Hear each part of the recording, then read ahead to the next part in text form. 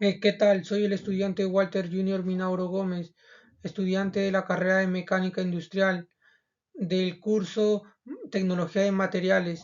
Hoy les voy a exponer acerca de lo que realizamos en el taller ensayo de dureza y ensayo de tracción. Empecemos por ensayo de dureza. ¿Qué entendemos por dureza? Es la resistencia que opone un material a ser penetrado por otro, ¿no? Y ensayo de dureza, ¿en qué consiste?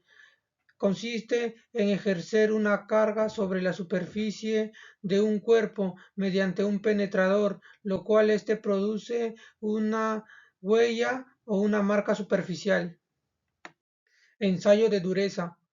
Métodos de medición. Ahí encontramos tres tipos: dureza por rayado, dureza por penetración, que está incluido dureza Brinner, dureza Rothwell y dureza Vickers. Y por último tenemos lo que es dureza de choque o rebote. Como les comenté anteriormente, ¿no? Dureza por penetración se basa en producir una deformación permanente sobre la superficie de un metal. Se aplica una carga durante un determinado intervalo de tiempo, que puede ser de 10 a 30 segundos, dependiendo del material, a través de un penetrador, ¿no? Se usan las dimensiones de la huella para determinar la dureza de la muestra. Dureza Brinner consiste en ejercer una carga con un penetrador de forma esférica sobre una superficie. Esta tiene que estar plana, pulida y limpia en un determinado tiempo, causando así una huella, ¿no? El ensayo de dureza Brinner es para los materiales de baja dureza.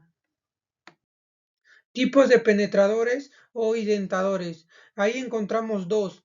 El primero es esfera de acero templado, que puede llegar a medir hasta 450 de dureza Brinner.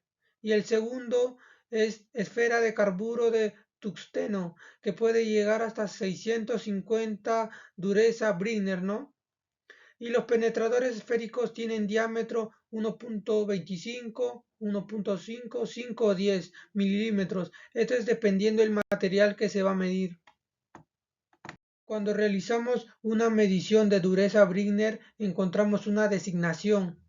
Esta designación nos brinda información, las cuales voy a explicar ahorita. La primera, que es 400, equivale al valor de la dureza. Aquí la segunda nos va a brindar la dureza, que es en Brinner. La tercera es el diámetro de la bola o penetrador. La cuarta nos brinda la información de la carga, que nos brinda en kilopascal.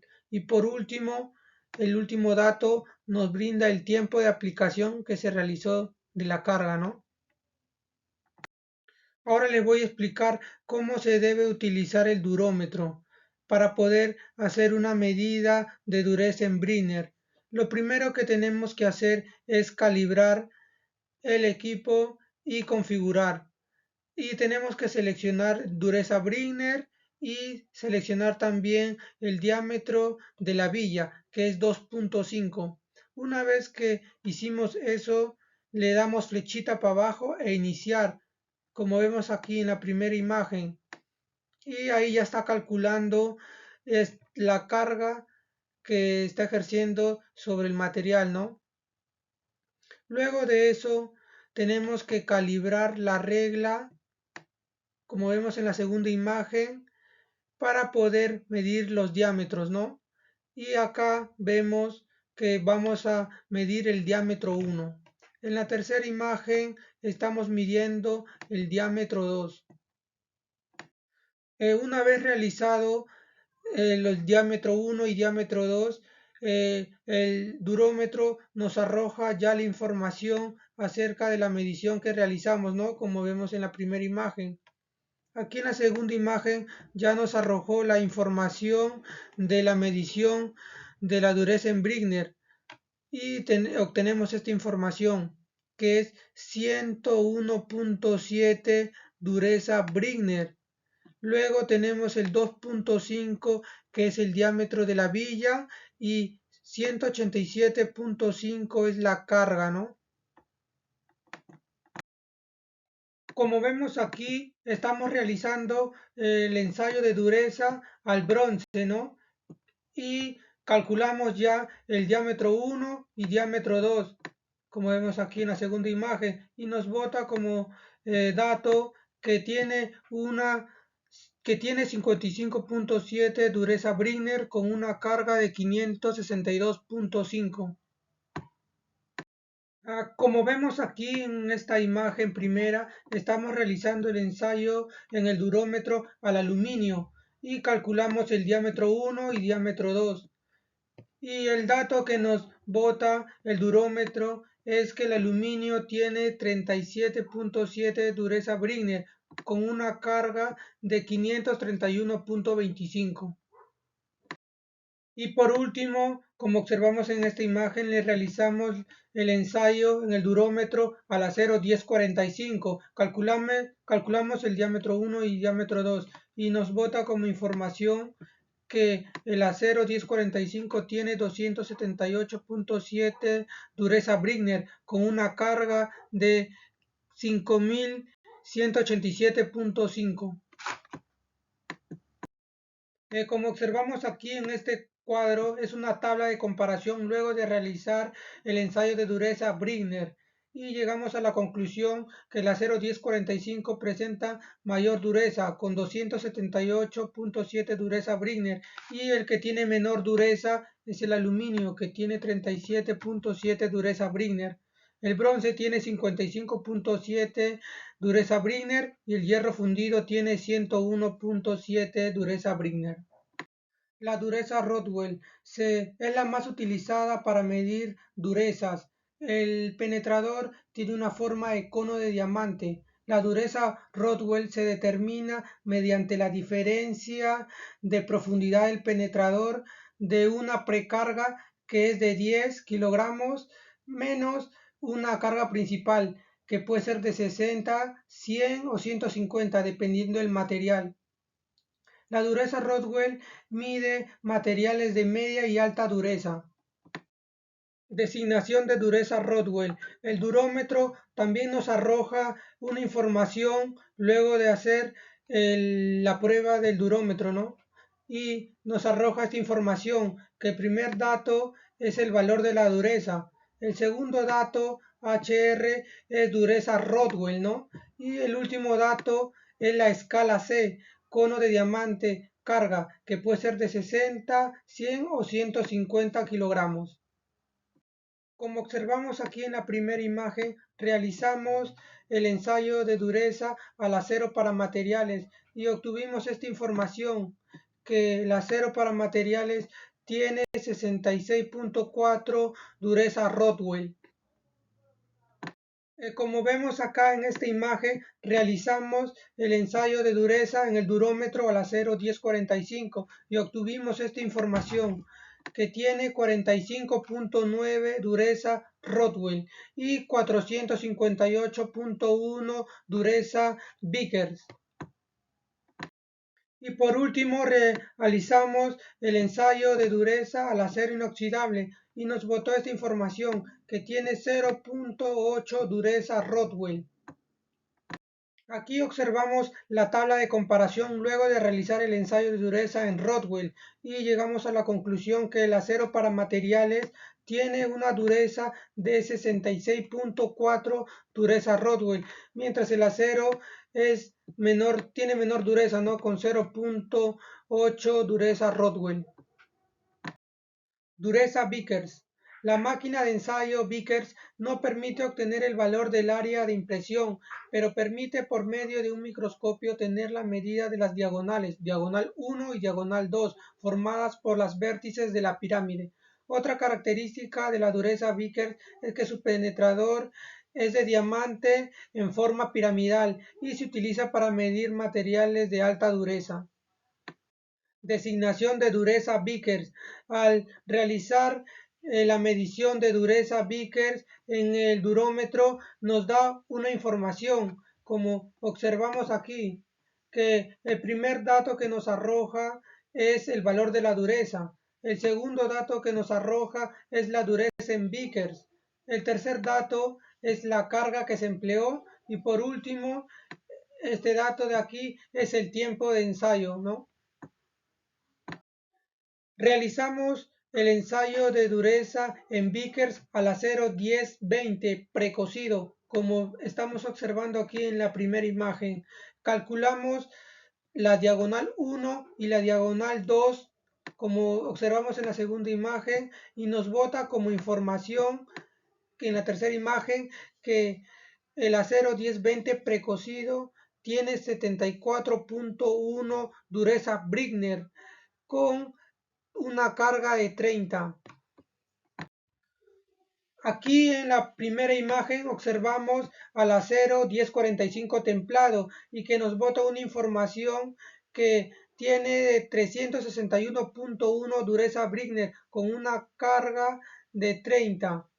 Y en la segunda imagen observamos que le realizamos el ensayo de dureza al acero de herramientas que tiene 719.3 dureza Brinner. Dureza por rebote o choque. Se caracteriza por el choque entre la superficie de un material y el penetrador. El rebote determina el valor de la dureza. Otra característica es que el valor de la dureza nos da en LEPS y es portátil. Como vemos acá, observamos en la imagen el medidor portátil de dureza. Realizamos la actividad en el laboratorio con el medidor portátil que nos da en la escala LEPS. Como vemos aquí en la primera imagen, estamos realizando la medición al latón que nos bota 318 LEPS. En la segunda imagen, como observamos, estamos realizando el acero fundido que tiene 797 de dureza LEPS. Y por último, en esta imagen observamos al bronce que tiene 367 de dureza LEPS. En esta imagen de aquí estamos observando que le estamos realizando el medidor de dureza en LEPS al aluminio que nos arroja 253 LEPS, dureza de LEPS o 42 Brinner, ¿no? Y aquí en esta imagen observamos que le estamos realizando al hierro fundido su medición de dureza que nos arroja 482 dureza LEPS. Aquí observamos la tabla de comparación luego de realizar el ensayo de dureza por rebote o choque que nos da dureza LEPS y llegamos a una conclusión que el acero fundido tiene mayor dureza en LEPS a comparación del aluminio, ¿no? Que tiene una dureza LEPS de 253, el latón de 318, el bronce de 367 dureza LEPS, hierro fundido 482 dureza LEPS. Y por último el acero fundido, ¿no? Que tiene 797 dureza LEPS. El ensayo de tracción consiste en someter una probeta a una carga de tracción que tiende a alargarse hasta su ruptura. Los ensayos de tracción permiten conocer cómo los materiales reaccionan a los esfuerzos de tracción y los límites que estos soportan hasta el momento de la ruptura. Como observamos aquí en la imagen, vemos el diagrama de esfuerzo versus deformación. Se divide en zona elástica y zona plástica. El punto C nos dice que es la máxima zona elástica. El punto A y el punto B quiere decir que durante ese tramo el material puede volver a su forma inicial. Pasando esto, encontramos la zona elástica. El punto D quiere decir que es la máxima resistencia, ¿no? El punto E quiere decir que aquí ya se originó la ruptura. Durante la zona plástica, el material ya no vuelve a su forma inicial. ¿Qué es la resiliencia? Es la capacidad de un material de absorber energía cuando es deformado elásticamente y de recuperar su estado inicial cuando ha cesado la perturbación a la que había estado sometida. Y tenacidad es lo contrario, es la capacidad de un material de absorber energía mecánica hasta la ruptura, resistencia a romperse o deformarse. Se determina calculando el área bajo la curva. Prueba de tracción al aluminio. Antes de iniciar la prueba tenemos que configurar y colocar el diámetro de la probeta, en este caso que es el aluminio. Y una vez realizado esto, como vemos en la primera imagen, colocamos el aluminio centrado en el banco de tracción. Una vez realizada la prueba, observamos esta deformación, este cambio, ¿no? Que es la ruptura, el alargamiento, luego se llega a la ruptura y mediante esta imagen observamos el gráfico de la prueba de tracción del aluminio. Prueba de tracción al cobre.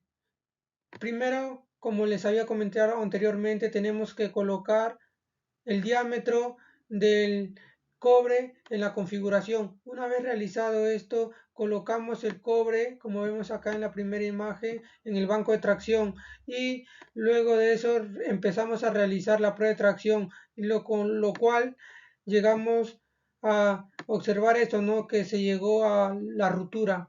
Y por último nos da esta información mediante esta tabla, ¿no? Y por último, realizamos la prueba de tracción al acero 1020. Como observamos acá en la primera imagen, luego de haber configurado y colocar el diámetro de la probeta, colocamos el acero 1020 al banco de tracción. Una vez colocado esto, como vemos en la segunda imagen, observamos que ya hubo una ruptura al acero 1020 y en esta imagen nos está botando un diagrama acerca de la ruptura, ¿no? Del acero 1020. Una vez realizado la prueba de tracción, nos bota tres informaciones: máxima resistencia, máxima efluencia y el porcentaje de alargamiento. Como observamos acá, vemos la tabla de resultados de la prueba de tracción. Y en la máxima resistencia tenemos que el acero 1020 tiene mayor resistencia al aluminio. El acero 1020 tiene 741.87 megapascales, el cobre tiene 428.93 megapascales y el aluminio tiene menor resistencia con 286.53 megapascales. Otro dato que nos arroja la prueba de tracción es la máxima efluencia, ¿no? Y ahí es al contrario, ¿quién es más dúctil? Y el aluminio es más dúctil, que tiene 273.3 megapascales, mientras el cobre tiene 64.84 megapascales y el acero, que tiene mayor resistencia, tiene menor efluencia con 35.48 megapascales.